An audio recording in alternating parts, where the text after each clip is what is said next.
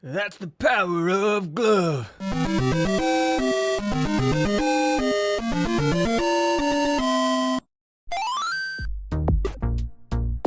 I'll save a full-on deep dive of the Power Glove for its own video someday, but if by chance you have never experienced the unbridled power of cheap 80s technology that looks like it was made with leftover yoga pant material, laser pointers, and a TV remote, then here's the rundown. The Power Glove was an officially licensed Nintendo product, but they had no hand in the design, pun intended.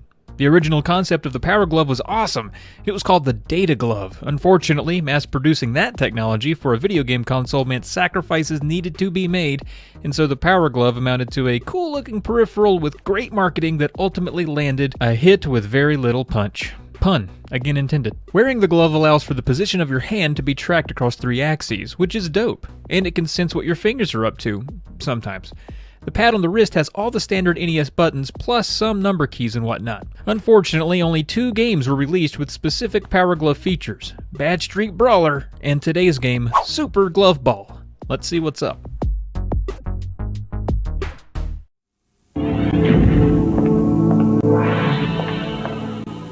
The Power Glove for your NES. Now you and the games are one.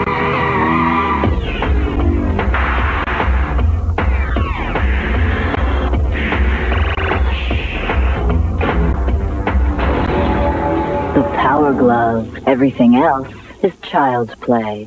Now get into a whole new dimension of video games. Super Glove Ball for your NES.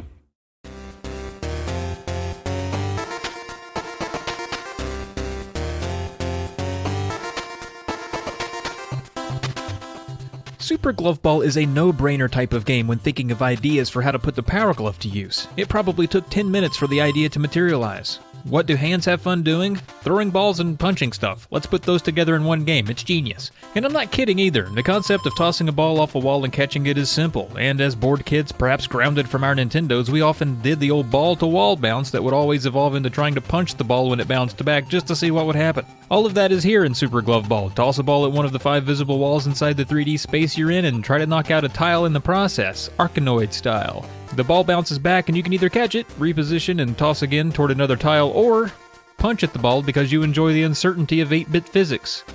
At the base level, I just described the entire game to you. Rare, the developers of Super Glove Ball, wouldn't stop there. They knew that concept would get old fast, so they decided to make this game of squash a little hazardous. You won't be alone in the rooms. Little obnoxious enemies float around the screen, getting in the way of the ball and touching your glove. What's the point of a glove if things can hurt you while you wear it? You'll come up against floating wizards, spelled with 2 Z's in the manual for some reason, lions, barnacles, a thing called a SNESdrunk, bullets, and stone sharks. It's nonsensical chaos in here, and each of those enemies takes on a different behavior you'll have to overcome. You'll want to destroy them with your ball or your fire shot if you can, so they'll leave you alone. I tried this one with both the Power Glove and the controller. I started out with the Power Glove and things kicked off alright. It controlled well enough, as in my glove in the game roughly corresponded with what I was doing with my own arm, but it would occasionally jitter due to the limitations of the sensors and my slow descent into old man arm fatigue, causing me to rest my elbow on the armrest instead of holding my hand up properly to be detected. The game is playable with the Power Glove, but that doesn't make it fun, at least not for long. For the first 5 or 10 minutes I had a real "oh neato mom, come look" vibe going, but after that I was slumped over in the recliner, weakly flailing my arm up and down and wishing for it all to be over. That's when I switched to the controller. I won't say the controller makes it more fun, necessarily, but it definitely helps the situation. After using the controller for a while after, I couldn't imagine anyone doing a full playthrough of this one with the Power Glove. Mainly for 2 reasons. 1, it would make your arm fall off, and 2, the game seems to require some tedious inputs to get through the later stages, and I just don't think the glove is great for that. Your goal here is to make your way through an enormous maze. There are 60 total rooms spread across 3 areas, and each is numbered, shown in the bottom right of the display, but they don't come in any order, removing any ounce of awareness you have for where you are in the maze. Once you clear a wall of tiles, whether it be left, right, or forward, you may see a flashing red arrow indicating you can pass through here, which you do by putting the glove there and pressing select. Now you have a new room full of tiles to hit. So what if you just took a wrong turn? Well, too bad. You can't go back until you clear the room here or find a new route. It took me a long time to clear a single wall, and that was with learning a little as I went. At first, I was content just smacking the ball back into play like I was playing tennis with a brick wall, but after some time decided catch and release was way better, even if it felt like it took longer.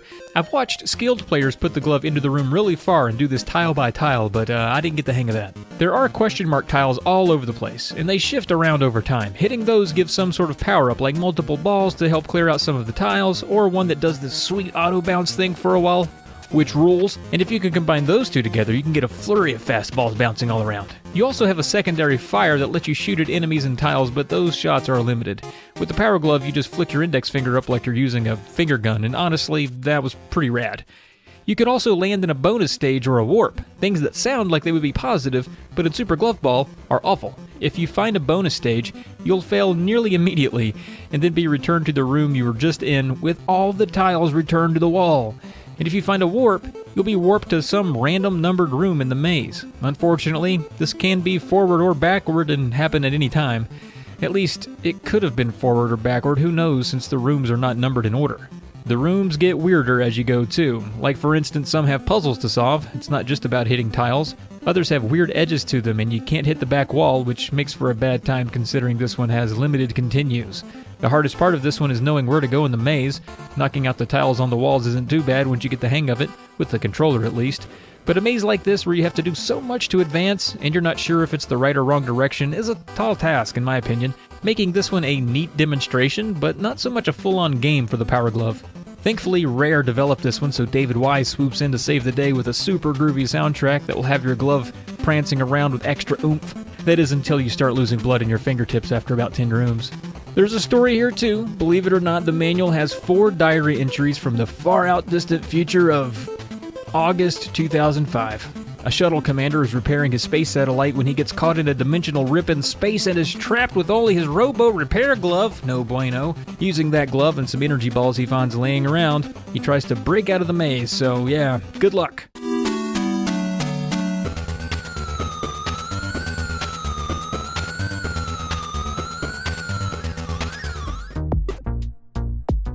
Again, if you have a Power Glove, that's cool. You've probably already tried this with it, and you said, wow, neat, and then stopped playing it forever. The experience is a little more playable with the controller, but finding your way around the maze will be a tedious time, so buckle up.